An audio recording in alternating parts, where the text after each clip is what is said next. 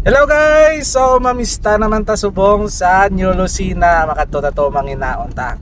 Masyaran ta si Sir Jerome Binya. Sir, kadto kami da. Let's go! So guys, bago lang kami kalin sa may scope na inquire na naman kami sa thesis namin. Timing kay tagpalan niya gana 11:15 agad si Sir Jerome mistato sa ila sa iya farm to sa New Lucena. So katuan na to kay taway man subong kagway duty. Sir, masyarangan namon sir kay isa lang ang makakadto sa imong area. Hope din nyo guys. So guys, bala mo gid nga lapit na lang aton nga pistahan no kay ang mga banderitas gapakita na tapos damo na mga salakyan kag taho nga ara sa kalsada balhan mo gid nga mamista gid ni sila.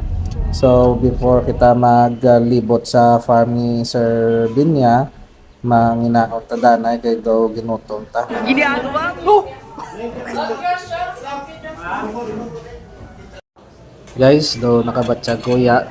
Amulan yan ay kagamay ang akong ginkuha. Kay dungangan talang galing karon kay hindi na kayo sa aton nga pinggan.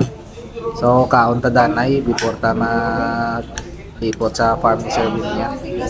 Kunan ko lang na akong baba. So guys, amo ni si Sir Jerome, one of my seniors sa ROTC and also a mentor with regard sa business idea. So gintor kita ni Sir sa iyang farm kag mga livestocks.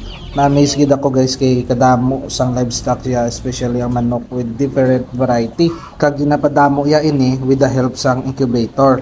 Tapos guys, may araman siya ginasagod nga cute na native na baboy. Kaso isa na lang bilin pero hambal ya last year damo pa na kaso ubos na baligya. Ang nami diri sa piggery ni Sir Jerome kay hindi mabaho. Unlike sa iba nga piggery, maskin layo ka pa mabawaan mo na. So dako gid buli guys ang upa para ma-subside ang baho sang higko ka baboy.